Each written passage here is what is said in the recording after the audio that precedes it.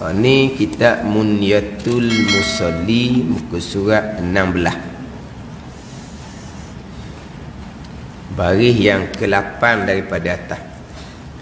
Surat 16, baris yang ke-8 daripada atas.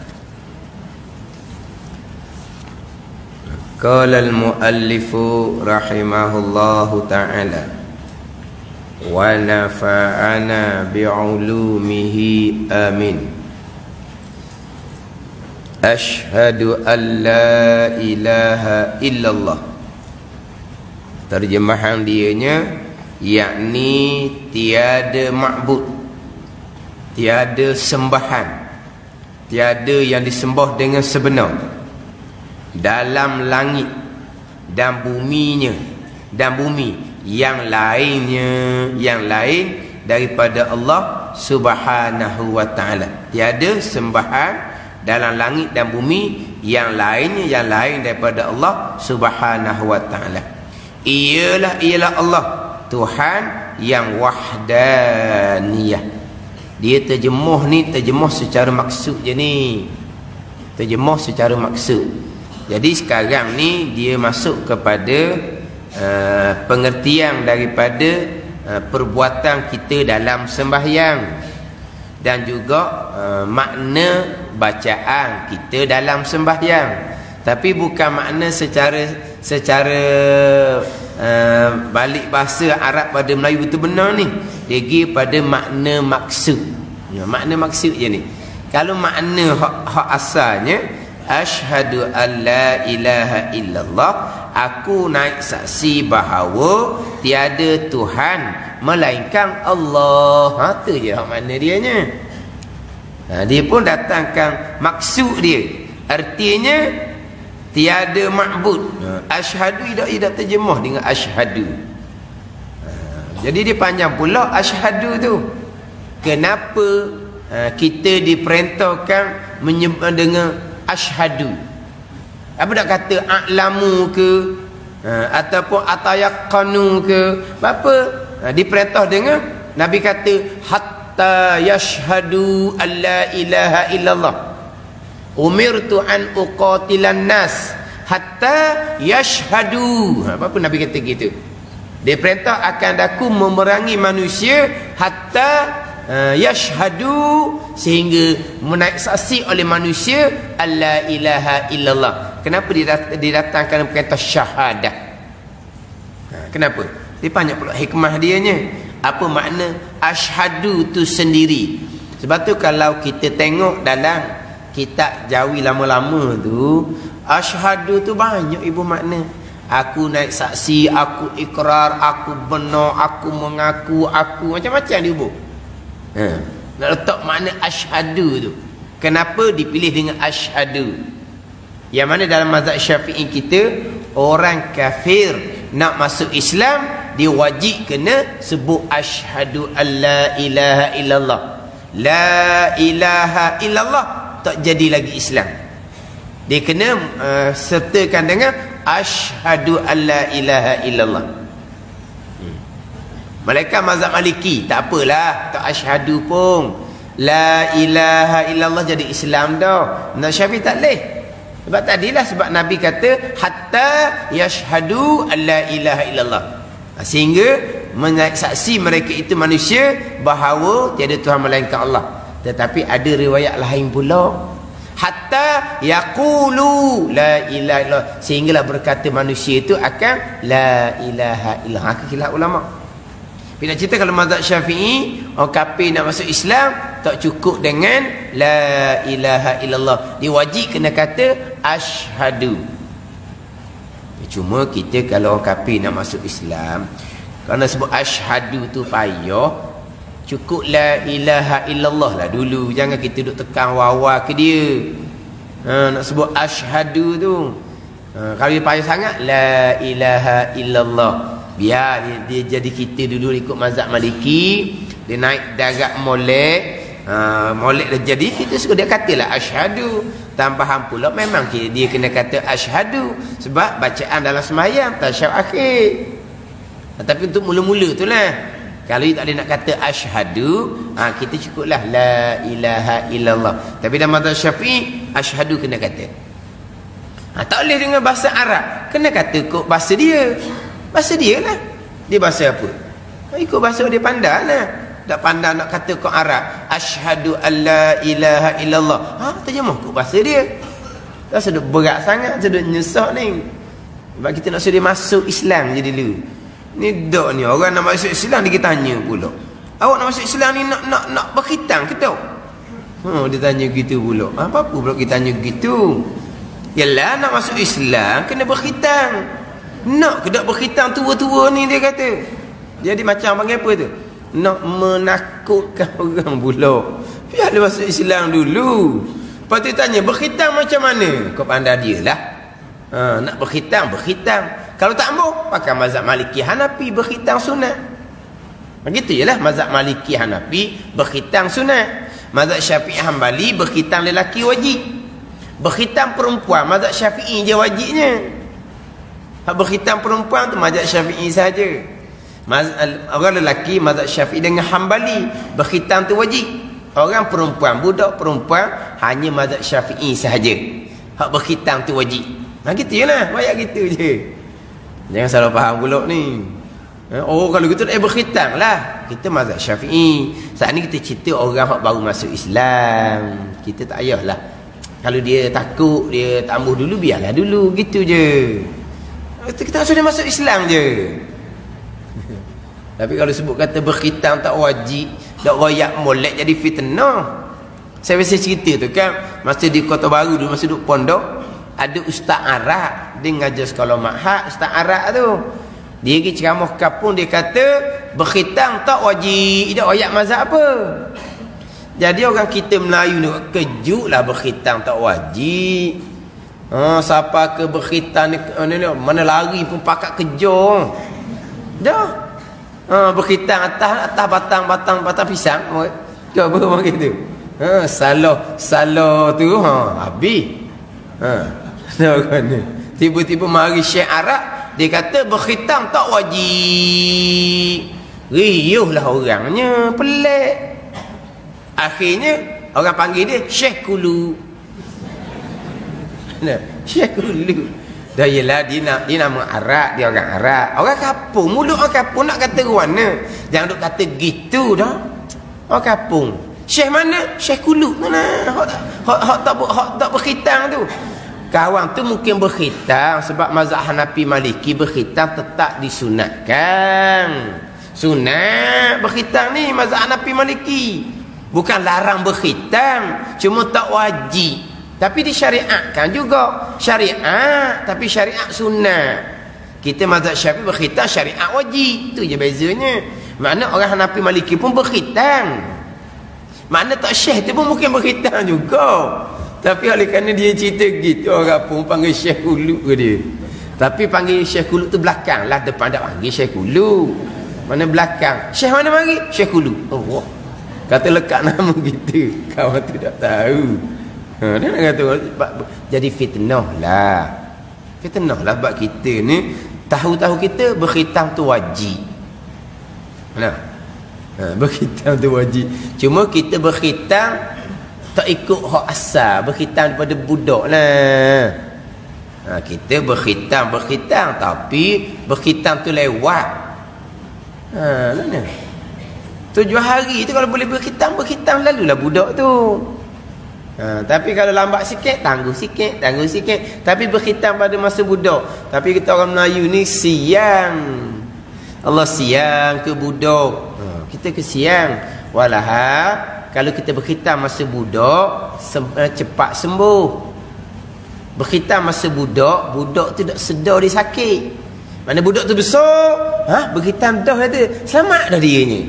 Apa? Dia kata dia tak sakit. Sebab masa dia sakit tu dia tak sedar lagi dia budak.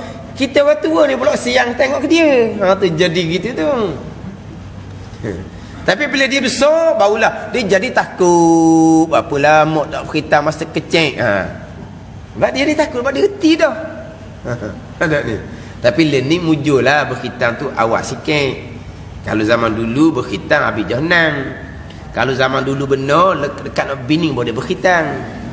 Kalau lama benar tu pelawang tu muding. Dah dekat nak bini baru berkhitan, memang belawang tu muting. Tapi kemudian tu habis jahannam. Masuk kolam menengah, sahih berkhitan. Pada zaman tu. Mana mesti berkhitan di jahannam. Habis jahannam mesti berkhitan. Tu hak benda ni hak kalau bukan dulu benar lah, tapi sekarang ni nampak mudah dah. Sebab learning dia tak sakit. Lepas tu mana masuk dalam bilik itu senyum-senyum je budak kalau jenis berani. Keluar demang. Dah berkhitan. Kita je berkhitan. Budak gembira je, tak ada apa-apa pun. Mana kita ingat ke dia masuk bilik tu kerana anak dia demam. Kena berkhitan. Mana pun tak ada. Kalau jenis budak berani lah. Tu learning kan dia cepat sembuh apa semua learning. Mana kalau learning kadang-kadang hak berkhitan abang, adik tupang sekali gitu. Learning dia mudah sikit. Kan? Tapi jangan kalau orang tu tak faham yang duk sebut berkhitang tak wajib yang duk sebut gitu, jadi pasal lain. Jadi pasal lain kalau orang tak faham. Dia mazhab Syafi'i, mazhab Hanbali. Berkhitang lelaki wajib, berkhitang perempuan hanya mazhab Syafi'i sahaja. Hanya mazhab Syafi'i sahaja wajib berkhitang budak perempuan. Jadi kalau orang kafir tu dia kata tak ambuh berkhitang ataupun dia tak ambuh dulu nak tangguh, biar dia. Janji dia masuk Islam je. Janji dia masuk Islam. Mana kalau kata mengucap dengan asyhadu payah, tak apalah, la ilaha illallah cukup dah.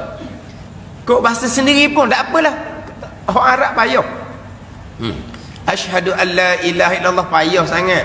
Payah kerana orang Islam pun kadang-kadang cuba suruh bang. Kalau tu bila tak ada, marilah ayah haji pergi bang, Allah duk syadu apa benda syadu dah orang. Dah sungguh ni syadu alla ilaha illallah syadu kata pun bodoh pulak dia bang ni. Tu masa bang tasyak akhir pun ni. Padahal itu tak apalah, bang tu sunat. Salah tak ada fadilat bang. Kena disunatkan bang semula. Bang dah tadi, bang apa syadu gitu. Syadu alla ilaha illallah. Jadi tak tahulah. Tapi masalah tasyak akhir pun ni. Tasyak akhir tu rukun qauli tu.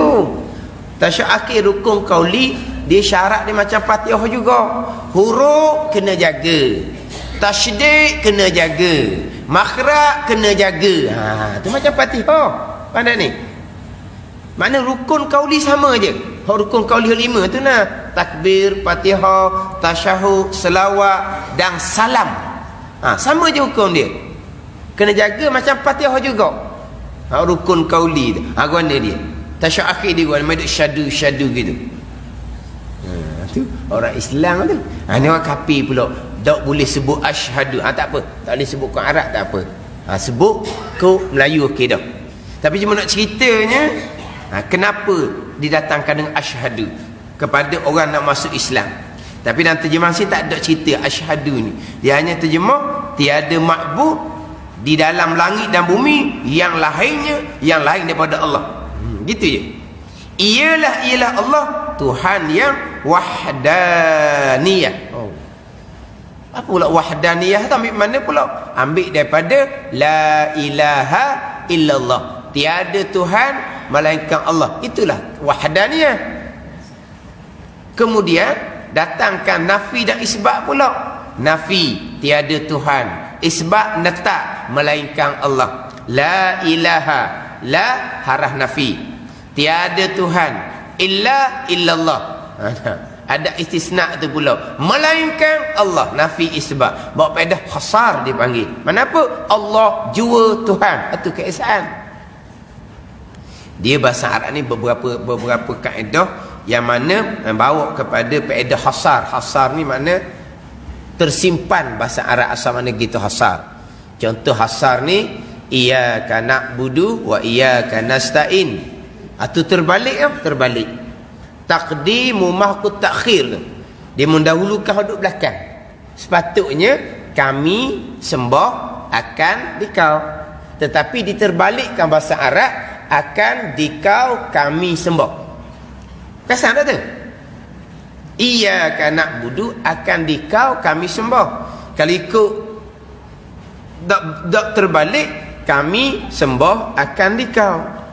Bahasa Melayu tak ada kaedah ni kaedah bahasa Arab. Apabila didatangkan hak belakang tu duduk depan, akan dikau kami sembah. Dibawa kaedah hasar. Mana apa? Akan dikau jualah. Jualah tu hasar dia panggil. Kami sembah. Tidak sembah pada yang lain. Wa iyyaka nasta'in, akan dikau jualah kami minta pertolongan. Tidak kami minta pertolongan pada yang lain. Gitu. Tu hasar. Pada ni. Iyyaka na'budu, akan dikau jualah kami sembah. Wa iyyaka nasta'in, akan dikau jualah kami minta pertolongan. Kami tidak minta pertolongan kepada yang lain daripada engkau ya Allah. Tapi kami minta pertolongan kepada engkau jualah. Itu hak hakiki lah. Hak kita minta tolong orang tu syarat benar tu. Itu sunnah Nabi SAW. Wa ta'awanu, tolong menolonglah kamu. Tu syariat kita tu. Faham tak ni? Tapi hakikinya tempat bertolong hanyalah Allah Subhanahu wa ta'ala. Macam hadis Tirmizi tu kan, iza sa'alta fas'alillah wa iza sta'anta fasta'in billah. Nak minta dengan Tuhan. Nak minta pertolongan, minta dengan Tuhan. Tu hakiki dia gitulah. Tapi ingat baik ni, kena jaga pula bab syariat. Sebab Nabi terkadang minta tolong dengan sahabat terkadang minta tolong dengan Nabi SAW. Tolong menolong tu syariat Nabi SAW. Tu syariat. Tetamu mari, Nabi minta tolong sahabat, jamukan tetamu. Sahabat ni minta dengan Nabi siapa ke minta setakat nak regu dengan roti nak nyicoh lah kita katakan. Roti regu dia nyicoh. Sahabat minta dengan Nabi. Tu mana? Minta dengan Nabi, bukan minta dengan Tuhan. Tapi dalam hadis itu Nabi kata kamu telah makan. Kamu berdua telah makan. Sahabat kata makan orang lagi tak makan lagi ni. Kamu telah mengumpat akan saudara kamu, berarti kamu makan daging saudara kamu. Itu cerita. Tapi nak ceritanya sahabat minta dengan Nabi. Nabi minta tolong dengan sahabat. Itu sunnah Nabi SAW. Bukan Nabi kata orang tertentu yang Tuhan pilih dia menjadi tempat orang minta pertolongan. Apa-apa hal cari dia. Apa-apa hal cari dia. Tuhan wi keluasan dia gitu. Orang ni Tuhan wi keluasan dia gitu. Maknanya ada apa hal cari haji tu lah. Apa-apa hal cari haji tu lah. Jadi haji ni di kehidupan di luar.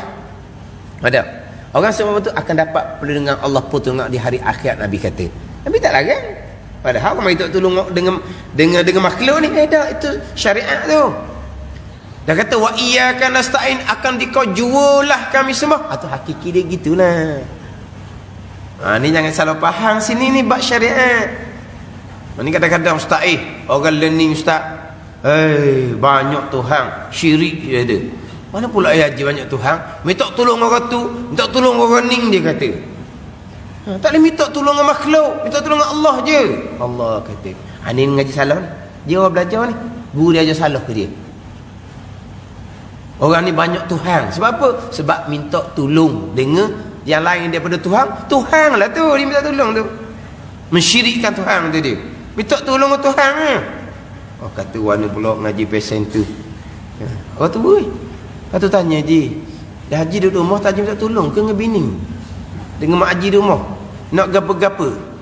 Haji minta tolong. Dah tu apa minta tolong dengan bini haji? Minta tolong Allah Taala lah. Senyap dia. Ke mana? Nak air minta tolong, ambil itu minta tolong. Dah haji tak je minta tolong dengan anak menatu. Memanglah learning nak pergi mana-mana dia tak dah pergi sendiri. Dia tak arak dah. Memanglah kena tolong anak menatu. Dah haji minta tolong anak menatu. Dah tu dah syirik.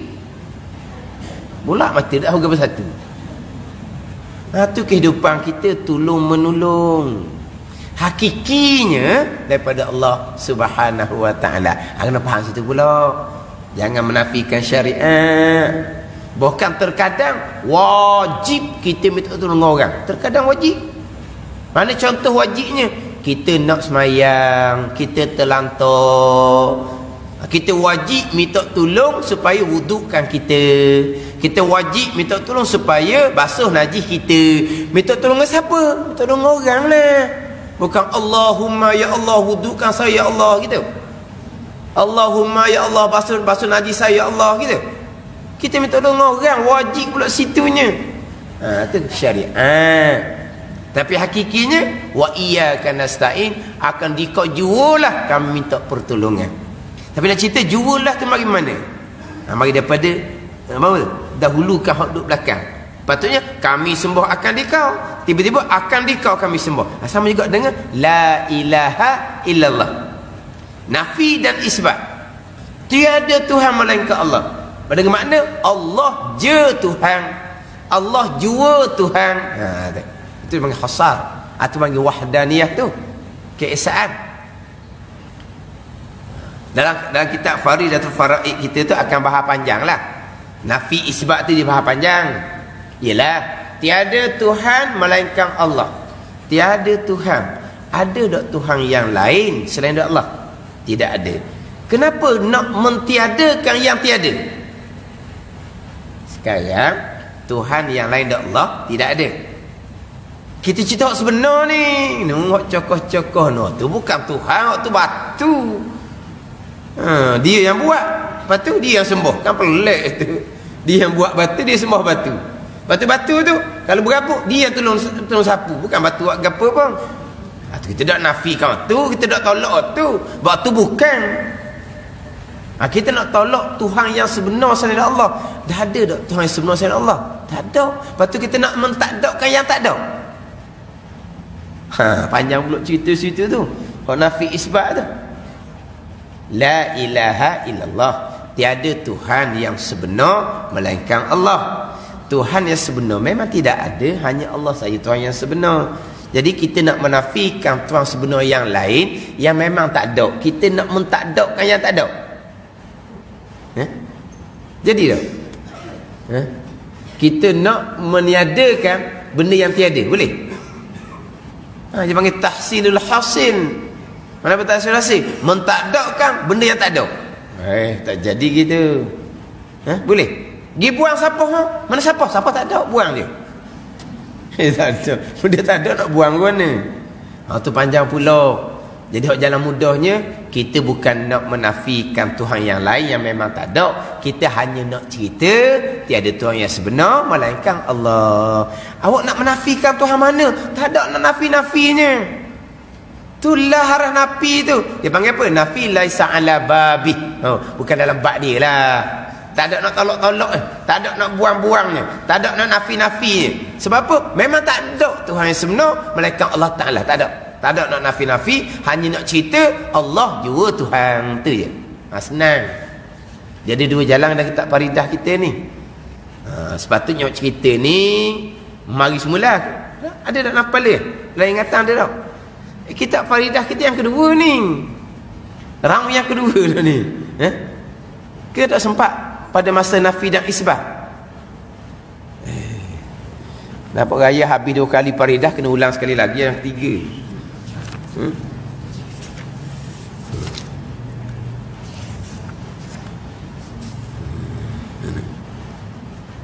Nafi isbat lah.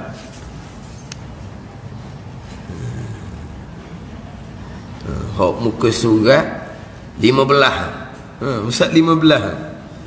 Cerita berkaitan dengan nafi isbat. Surat 15.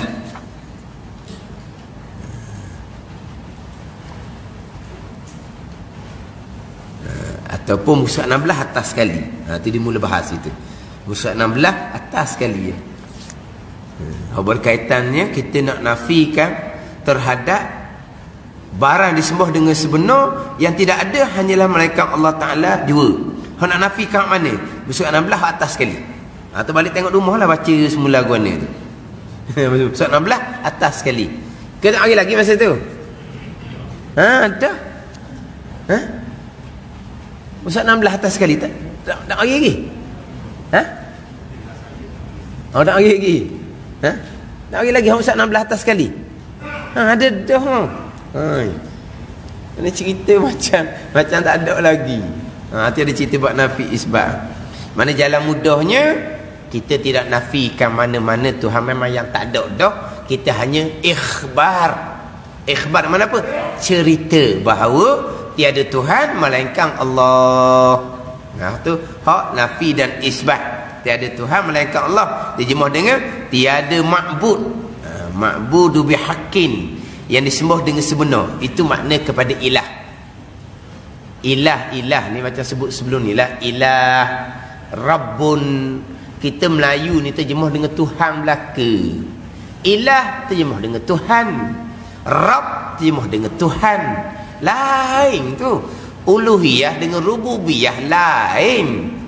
Orang mukmin kena lengkap kedua-dua tu. Uluhiyah, rububiyah, orang mukmin kena lengkap. Ilah lain, Rabb lain. Ilah ni al-ma'budu bihaqqin, sembahan yang sebenar, yang disembah dengan sebenar, itu ilah. Yang bersifat dengan istighna dan iftikar, itu ilah. Rabb ni Tuan yang hakiki, yang memiliki, yang mengatur, yang menyusung, yang mentadbir. Ni Rabb. Yang mana ada terkadang orang kafir, dia mengaku Allah sebagai Rabb, Tuan yang menjadikan langit dan bumi, tetapi sembahannya disyirikkan, disembah berhala. Anak ni, dia mengaku Allah sebagai Rabb, Tuan yang menjadikan langit dan bumi, tetapi sembahannya ilah. Dia dibuat batu, dibubuh dalam rumah, dibubuh luar rumah, dibubuh tepi jalan. Buat sembah dia pula. Sembahan ilah, dia mensyirikkan Allah pada sembahan. Ini orang kafir ni. Tapi orang kafir sendiri pun, walaupun dia kata dia mengaku Allah sebagai penjadi langit dan bumi, tapi orang kafir hanya buat langit bumi je. Hak berlaku di kita semua ni hak makhluk. Itu bukan mengesahkan Allah pada rububiyah kot tu. Kita mengesahkan Allah pada rububiyah, pada Rabb Tuan ni, hak Tuhan belaka. Tu baru Allah Ta'ala sebagai Tuan. Hak Tuan kan hak dia belaka. Hak berlaku di langit bumi ni Tuhan buat belaka. Tu panggil Rabb, Tuan yang hakiki. Kafir setakat mengaku buat langit bumi je Allah Ta'ala. Lepas tu hak berlaku di sini, hak berlaku ni kita sendiri dah lah, makhluk diri bekas. Tu bukan mengaku Allah sebagai Rabb. Kita orang mukmin, kita mengaku Allah sebagai Rabb sungguh, Tuan sungguh, dengan bahawa hak ada ni semuanya di bawah milik dia, di bawah rentahan dia, di bawah perbuatan dia, di bawah susun atur dia. Ni Rabb. Ada ni. Alam ni semua di bawah rentahan Allah Subhanahu wa ta'ala. Atau balik pada rukun iman yang ke-6 tu. Segala-gala daripada Allah Subhanahu wa ta'ala. Kemudian mengesahkan Allah pada ilah dah pula. Mengesahkan Allah pada ketuhanan yang berhak disembah, yang bersifat dengan istighna dan iftikar, pasti akan mengesahkan Allah pada perbuatan. Kalau tidak mengesahkan Allah pada perbuatan, berarti Allah bukan sembahan yang sebenar. Kalau mensyirikkan Allah pada perbuatan, berarti Allah bukan ilah yang sebenar. Ilah yang sebenar, sembahan yang sebenar, yang bersifat dengan istighna dan iftikar, yang mana sekalian makhluk hanya berkehendak kepada ilah, kepada Allah sebagai ilah. Tiba-tiba makhluk bekas sendiri, berarti Allah kita tidak berkehendak kepada Allah, sebab Allah hanya menjadikan kita. Lepas tu yang berlaku di kita sendiri, maka menafikan Allah sebagai ilah, sebab tidak mengesahkan Allah pada perbuatan. Dia tidak mengesahkan Allah pada perbuatan, menafikan Allah sebagai Rabb. Tidak mengesahkan Allah pada perbuatan, menafikan Allah sebagai ilah. Mana mengesahkan Allah pada perbuatan? Hak rukun iman yang ke-6. Mana mengesahkan Allah pada perbuatan? La ilaha illallah. Tiada Tuhan melainkan Allah. Allah jiwa Tuhan, keesaan, wahdaniyah. Ialah Tuhan yang wahdaniyah. Keesaan pada zat, keesaan pada sifat, dan keesaan pada perbuatan. Keesaan pada perbuatan, keesaan pada zat clear. Memang kita orang Islam, Tuhan hanya satu, Allah hanya satu, Tuhan hanya satu. Pada sifat pun kita mengesahkan sifat Allah Subhanahu wa ta'ala. Tapi pada perbuatan, ni banyak lucu ni. Tidak mengesahkan Allah pada perbuatan, lucu wahdaniyah, lucu kalimah tauhid kita, la ilaha illallah. La ilaha tu kalimah tauhid, itu dipanggil kalimatut tauhid. Yang mana kalimatut tauhid ni, yang mana Allah akan letak kita lepas dia mati. Yusabbitullahu alladhina amanu bil qawli tsabit fil hayati dunya. Ni. Menetap oleh Ta'ala akan mereka yang beriman dengan perkataan yang tetap ketika hidup atas dunia. Apa dia? Al-qaul tsabit. Kalimatut tauhid, la ilaha illallah. Ini ayat ni biasa dibaca oleh orang baca talqin. Orang baca talqin dia akan baca yusabbitullahu alladhina amanu bil qawli tsabit fil hayati dunya. Dia baca ayat ni. Menetap oleh Allah Ta'ala akan mereka yang beriman dengan perkataan yang tetap ketika kehidupan atas dunia. Apa perkataan tetap kehidupan atas dunia? Kalimatut tauhid. Kalimah mengesahkan Allah. Mana kalimatut tauhid kita? La ilaha illallah ni. Dipanggil kalimatut tauhid. Selebih-lebih zikir ni la ilaha illallah ni. Afdalu zikri la ilaha illallah. Tengok. Afdalu ma qultu ana wan nabiyyuna min qabli la ilaha illallah.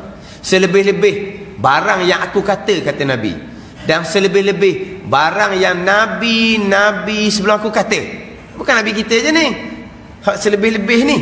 Selebih-lebih barang yang aku kata, nabi kita kata, dan selebih-lebih barang yang nabi sebelum aku kata. Apa dia? La ilaha illallah. Tengok. Nak mati, laqinu mautakum la ilaha illallah.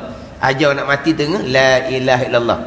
Orang tu pula dia pun sambut dengan la ilaha illallah. Man kana akhiru kalamihi la ilaha illallah dakhala jannah. Siapa akhir kalam dengan la ilaha illallah, nescaya akan masuk syurga. Miftahul jannah la ilaha illallah. Anak kunci syurga la ilaha illallah. Tapi bukan la ilaha illallah di bibir mulut saja. Ni akidah kita. Kalau la ilaha illallah di bibir mulut saja, tu tak ada guna. Kalau tidak berakidah dengan la ilaha illallah, mengesahkan Allah, mentauhidkan Allah, termasuk mengesahkan Allah, mentauhidkan Allah pada perbuatan. Semua perbuatan Allah Subhanahu wa taala. Kesemua perbuatan Allah Subhanahu wa taala. Walaupun kita ahli sunnah wajib berpegang ada pilihan dan perbuatan, tapi pilihan dan perbuatan hamba tetap duduk di bawah qada dan qadar keesaan Allah pada perbuatan. Itu mati situ moleklah. Nak mati kejak ni hanya Allah yang menjadikan, tidak ada. Sebab Allah ni Rabb kita, Allah ni ilah kita, hanya Allah yang menjadikan.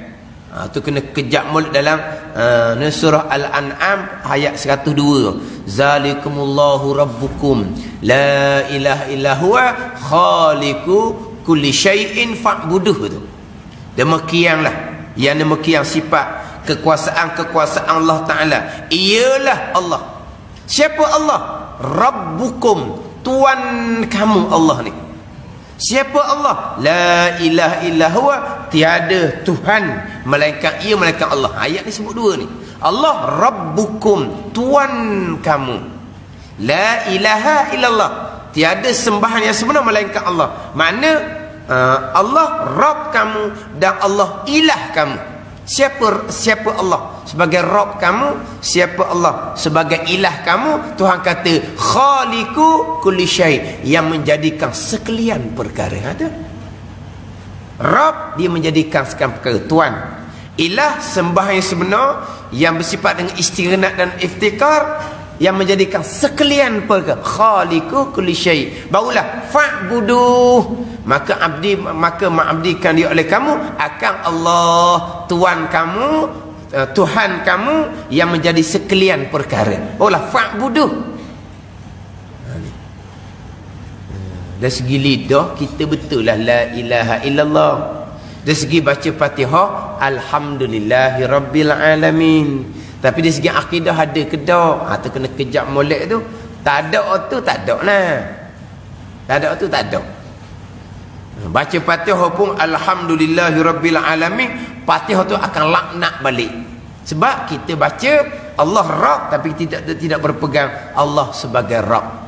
Rabb Tuhan, dia menjadi Khaliq, hanya Allah sahaja sebagai Khaliq. Ni Tuhan, dan juga Tuhan yang berhak disembah. Rabb, ilah adalah khaliqu kulli syai, yang menjadikan sekalian perkara. Ni asyhadu alla ilaha illallah didatangkan makna secara maksudnya ialah Allah Tuhan yang wahdaniyah, keesaan.